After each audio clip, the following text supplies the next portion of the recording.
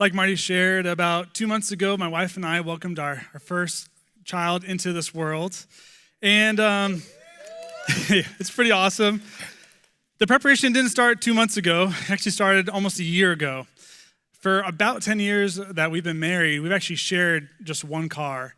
And unfortunately, we had to sell Jessica's motorcycle in order to get a second car. It wasn't Jessica's, it was my motorcycle, okay. And so we got a second car, we got a crib, we got the nursery ready and prepped. We started reading all the parenting different books, saw some advice, a lot of good stuff. But we knew when she came, we're gonna have to deal with the diaper changing, the blowouts, the feeding, the nap times, the bath times, and everything in between. But if you were to ask me, what took me by surprise, I would say a couple things. First one is never underestimate the power of a good burp. When she's fussy and cranky and there's some gas in there and she lets a good burp come out, I have never seen a person go to sleep so quickly after all that pressure is released. I'd say the second thing that took me by surprise was the sleep deprivation. For her and also for us. And it's hard because everyone says, hey, just sleep when the baby sleeps. And that's good in theory, I think, for some children. What's hard for our child is she can nap anywhere from 1 minute to 2 hours. And so you don't know how much time you have in order to take a shower, brush your teeth, eat, change, put on fresh clothes, take the dog out for a walk, and all the chores in between that. But I've learned that my daughter is in her early stages of becoming an actress. And this is how I know. So you can rock her to sleep, and she's sleeping in your arms. And when you want to make the transfer into the crib, she's snoring, has her eyes closed, deep breathing. You can take one of her limbs and kind of drop it down, it's all limp. And so cool, hey, she's sleeping, all good.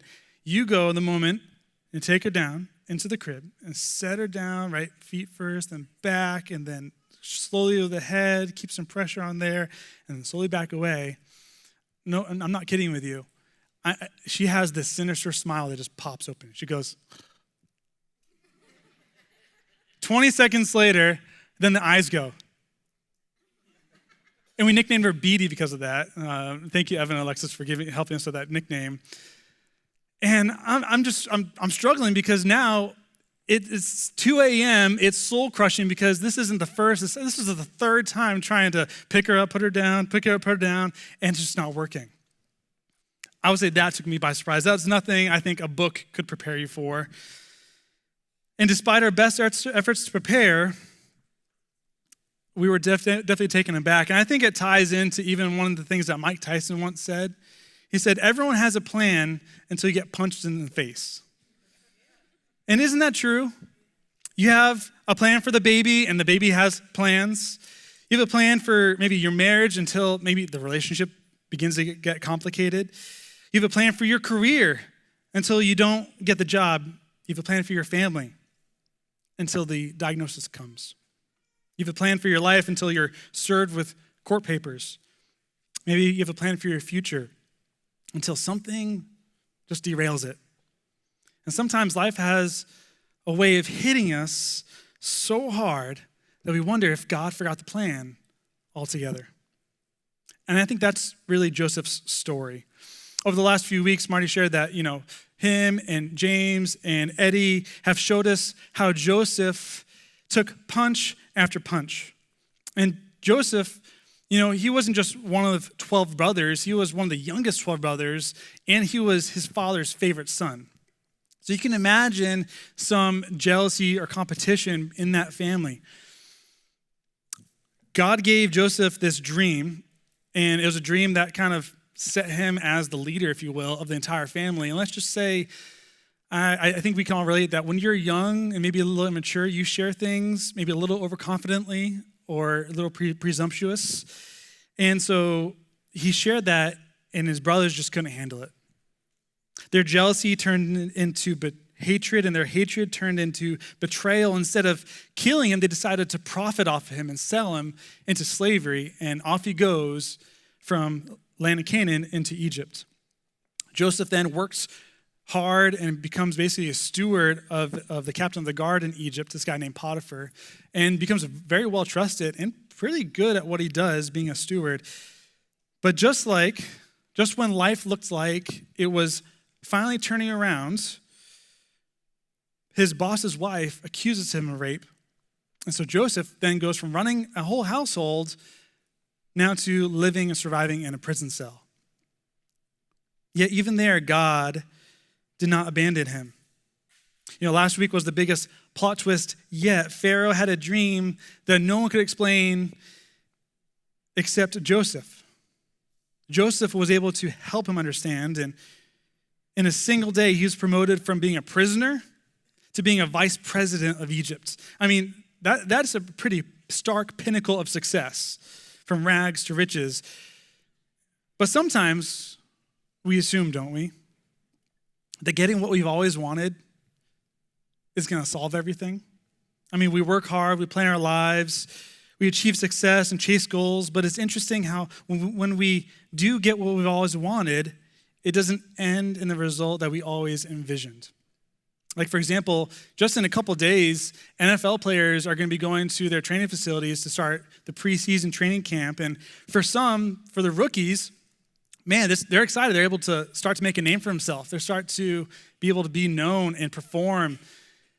But what I think they're probably really excited about too is the money that just hit their bank account from that signing bonus. And I think about the veterans who've been there year after year after year, and they have all the money they could ever hope, imagine, or dream. But eventually, when it comes to retirement, and the average tenure in the NFL is about 4 years, nearly 8 out of 10 players that retire in the NFL, within 2 years, they file for bankruptcy, or they have a hard time paying their bills. Imagine reaching the top of your profession, making hundreds of thousands, if not millions of dollars, and living the dream, and 2 years later wondering how you're going to pay your bills.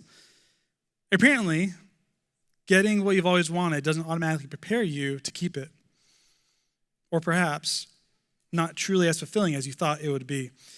Research shows that even after good events in our life, our happiness soon drops back down to normal.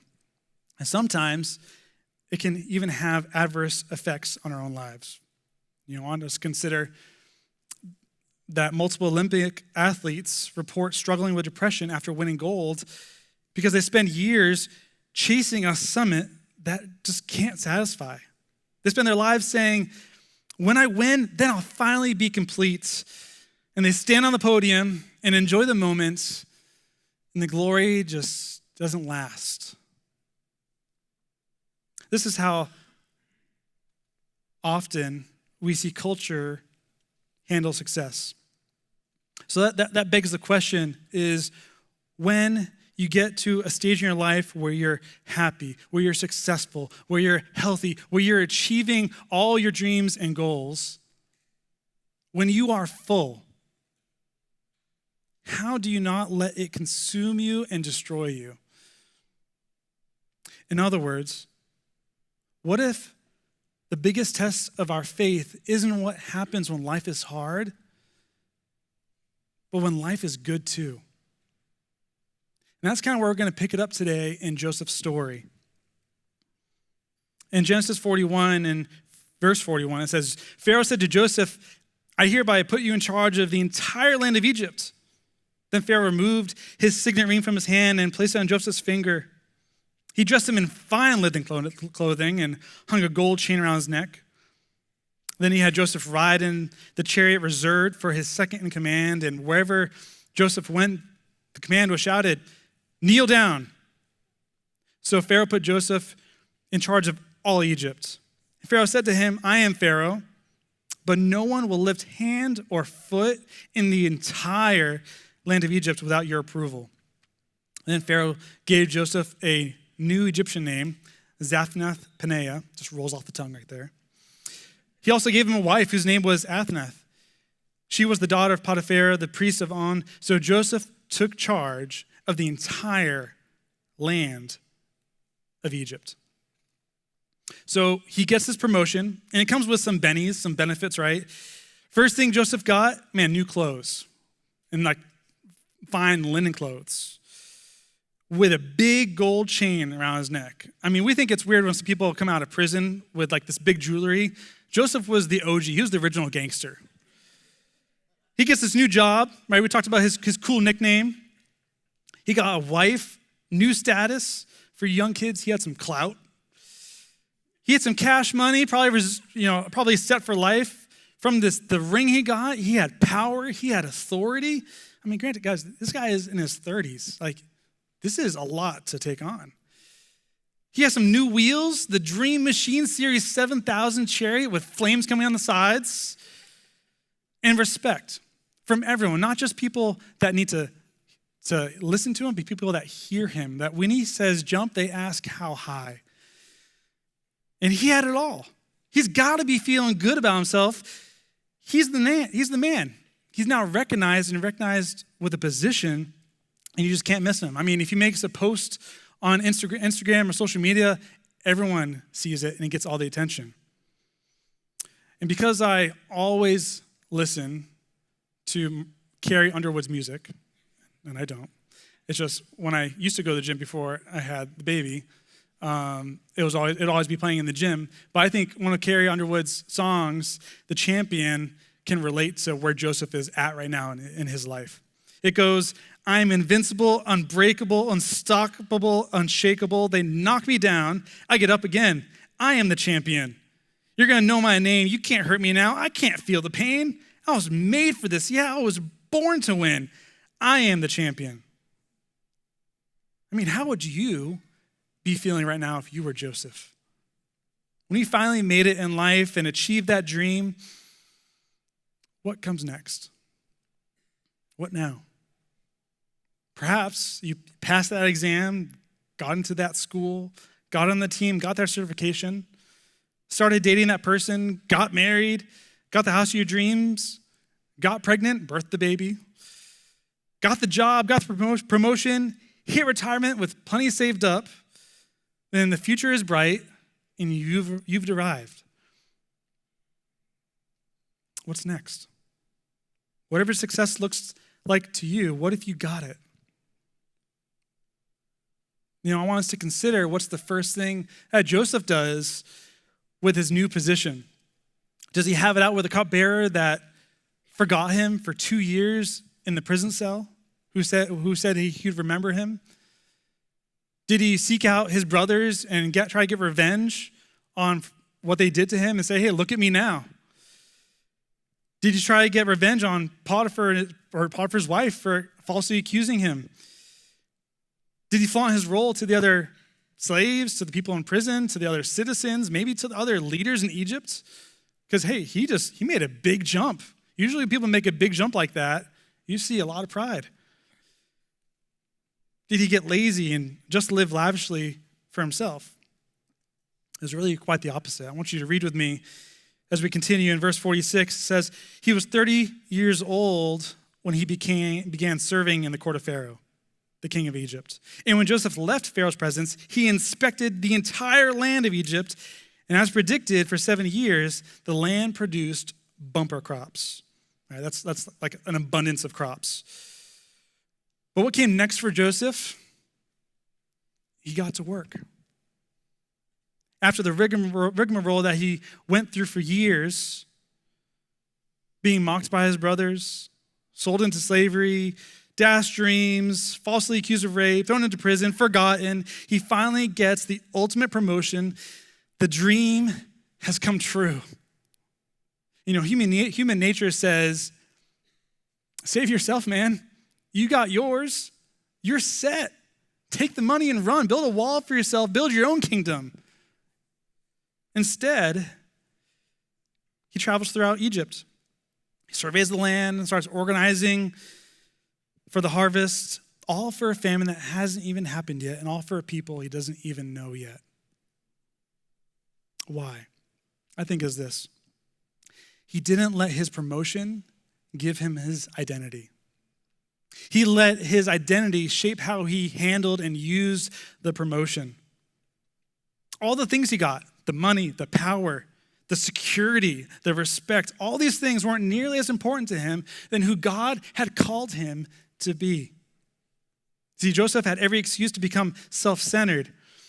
He could have focused on just the next thing, and chase even more wins that life could offer. Instead, he got to work.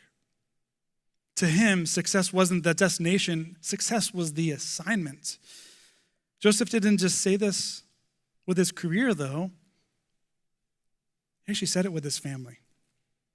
Let's keep reading. In verse 50, it says, before the years of famine came, 2 sons were born to Joseph by Asenath, daughter of Potiphar, priest of On. And Joseph named his firstborn Manasseh and said, it is because God has made me forget all my trouble in all my father's household. The second son he named Ephraim and said, it is because God has made me fruitful in the land of my suffering. I think what's amazing here is, in our text today, it was about half the chapter of chapter 41.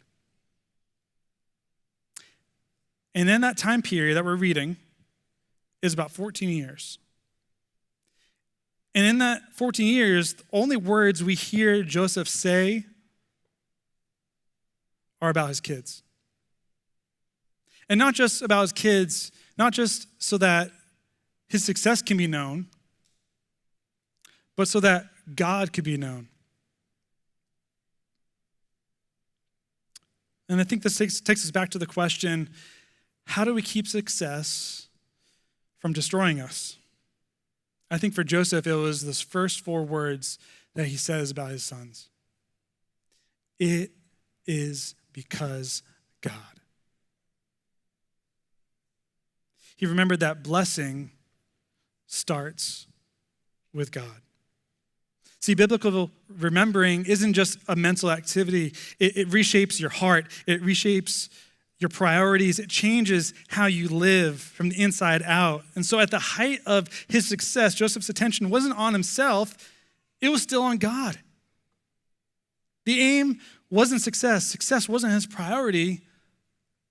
God was. And if I can be honest and vulnerable with you right now, I can really go through kind of the opposite of what Joseph did. Monday morning, working on emails, calling people, filling out forms, doing my job description, going from one thing to the next, to the next, to the next. And suddenly I am hooked on a rush. I run straight to the next task, not to please others, but to satisfy my own craving. And in feeling that if I don't prove my value, that I'm going to be overlooked and forgotten. And then ultimately, that really just spreads to different parts of my life. My life can get trapped in this vicious cycle of just after this, then I'll do this.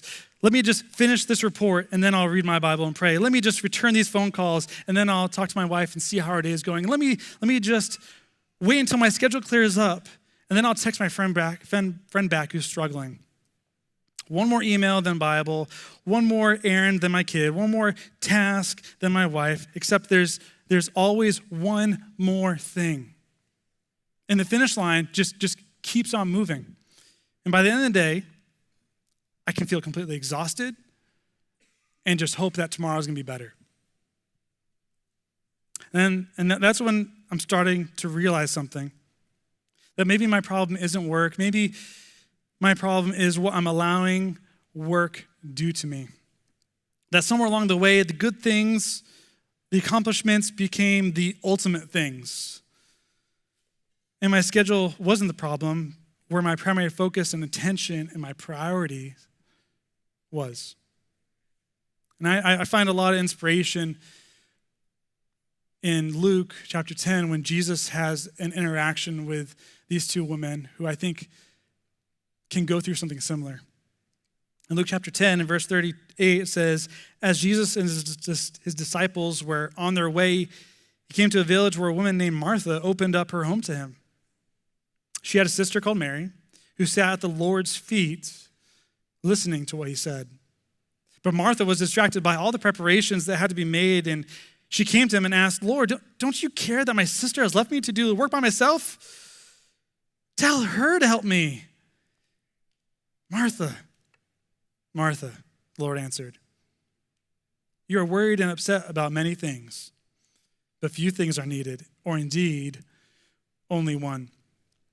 Mary has chosen what is better, and it will not be taken away from her. I don't think Jesus was correcting Martha from serving. I think he was correcting what came first. See, the issue wasn't activity, the issue was priority. And I think that's where we can get jumbled up sometimes, is that word itself, priority, because for a long time, it was only used in the singular case.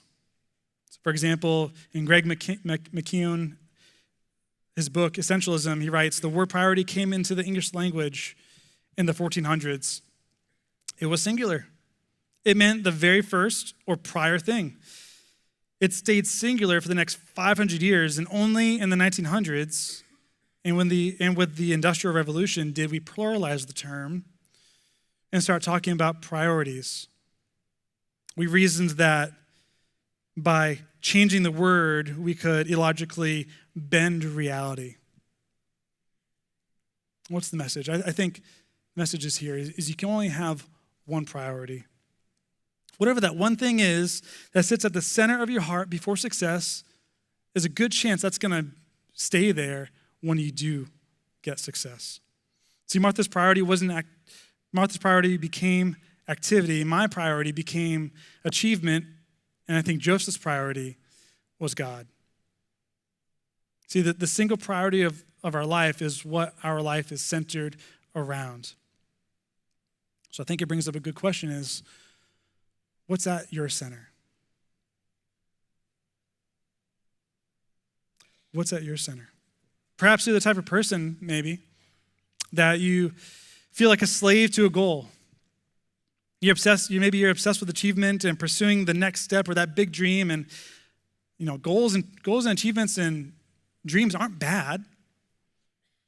And so I had this problem actually a couple of months ago, and I couldn't really wrap my head around it. And so I had a good conversation with Bob Stewart, and I was like, Bob, how do you have goals without being crushed by them, without idolizing them? And he said a couple of things to me that were pretty profound. He's like, Peter, you got to not compromise God's values when pursuing a goal. And if you can't pursue a goal without compromising God's values, then be willing to change the goal, because maybe it's the wrong goal. I think Joseph never treated God's provision as a finish line, but he treated it as something to steward. Let's continue reading in verse 48. It says, during those years, Joseph gathered all the crops grown in Egypt and stored the grain from the surrounding fields and the cities. He piled up huge amounts of grain like sand on the seashore, and finally, he stopped keeping records because there was just too much to measure. I mean, picture having a bank account like that.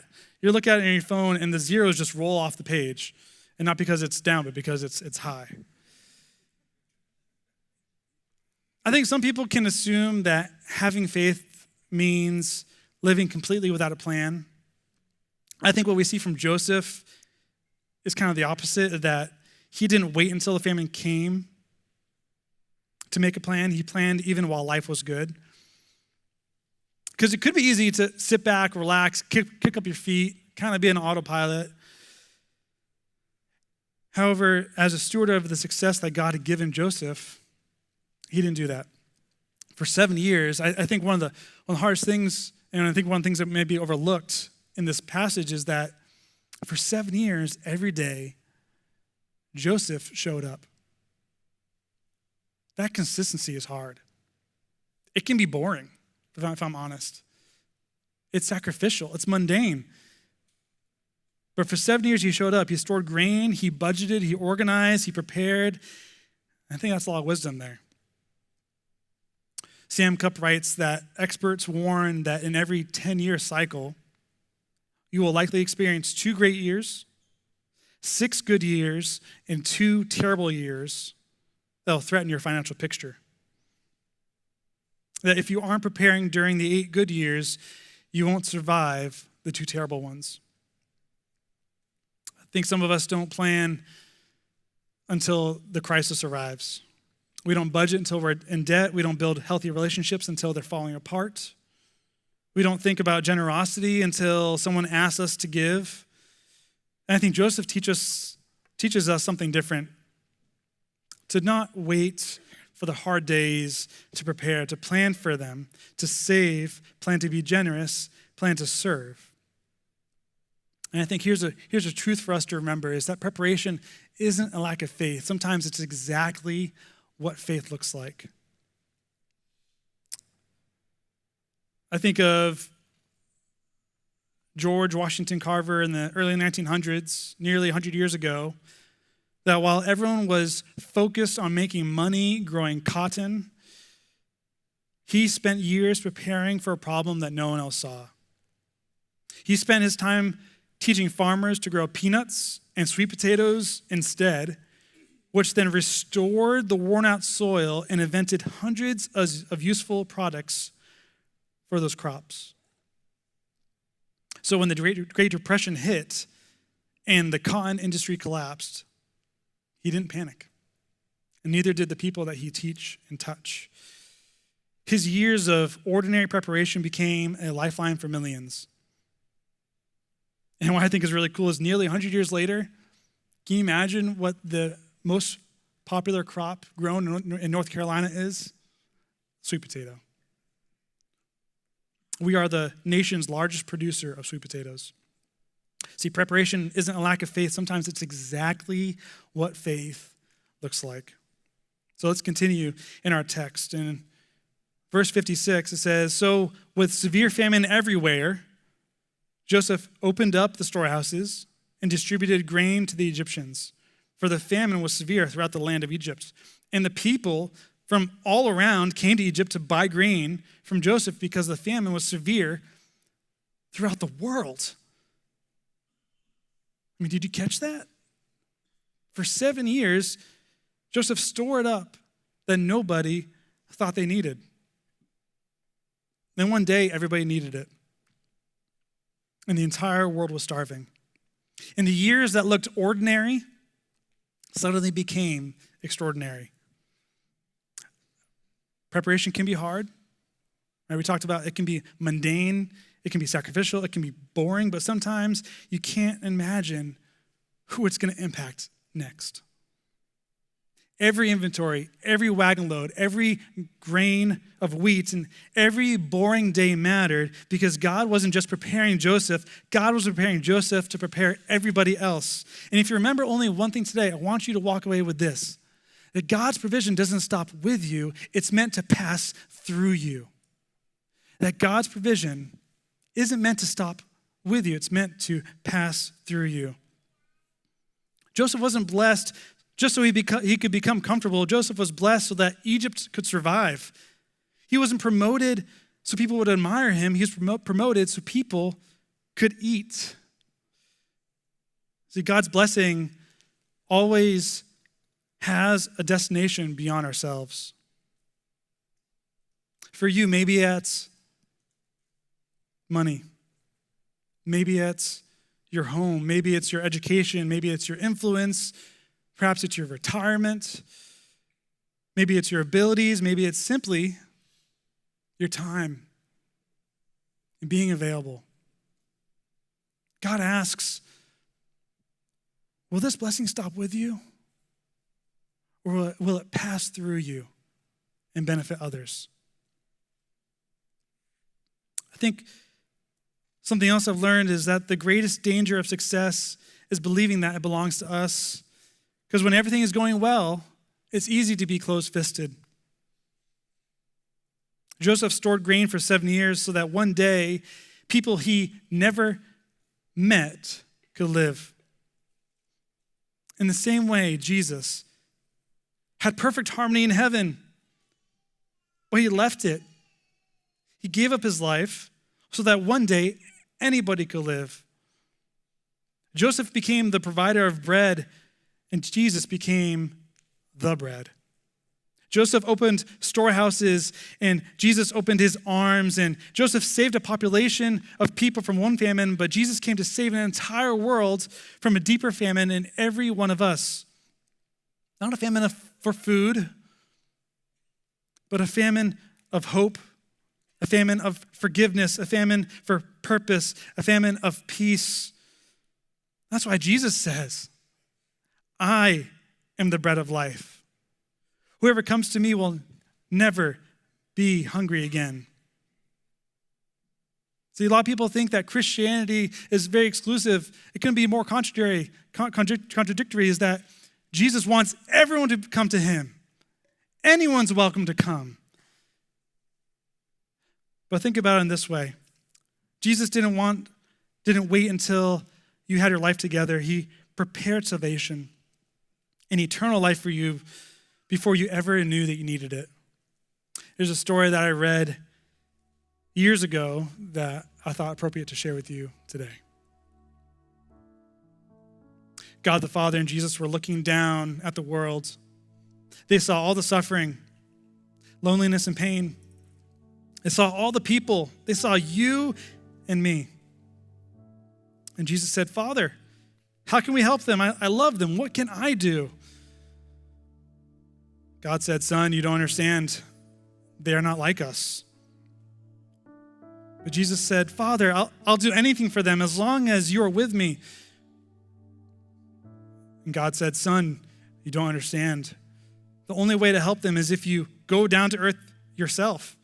You'll have to live like a man, eat like a man, be dirty and tired, and sick like a man. Jesus said, Father, I love them. I'll do anything as long as you are with me. God said, Son, you don't understand. The people will laugh at you and reject you. Your own family will think you're crazy. Your followers will desert you in the end. You'll be all alone. But Jesus said, Father, I'll do it as long as you are with me. God said, Son, you don't understand. The people will falsely accuse you. They'll beat you and spit on you and flog you. They will nail your bleeding, naked body to the cross, and you will die painfully like a criminal. Jesus said, Father, I love them.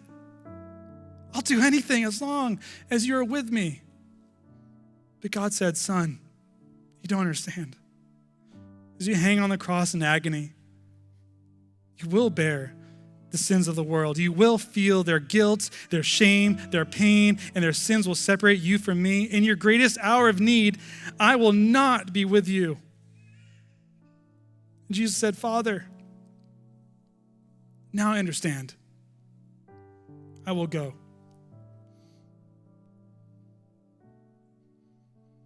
Jesus didn't simply die for our sins. He entered humanity's exile, bore its curse, and remained faithful to the Father all the way to the cross, so God's covenant blessings could flow to the nations. He didn't go to the cross so we didn't have to. He went to the cross to show us how to trust the Father, how to love sacrificially, how to lay down our lives so others might live. There's no one more impressive than Jesus, and that's why I love following him. See, long before you took your first breath, God already made a plan. Long before your greatest failure, Jesus already chose the cross. Long before your best day, your worst day, he already prepared grace. And that's who God is. He's always one step ahead of our crisis. Being the provider, giving provision. In times of abundance and in times of famine, he gives meaning and he gives purpose. And Joseph, well, in one day, his life changed. And it changed the world. And I think in one day, your life can change too by taking that very next step. Let's pray. God, thank you for the provision you give in times of crisis, not just grain for a famine, but for Jesus, the bread of life, for the deeper hunger in us. Thank you. Long before our worst day, you already were preparing grace. You show us it's possible to rise and fall and rise again because you see potential in us, not so that we hoard it, but so you can provide for others through us. Help us to follow you wherever you go, even if that means to the cross. Lord, may there be less of us and more of you. Amen.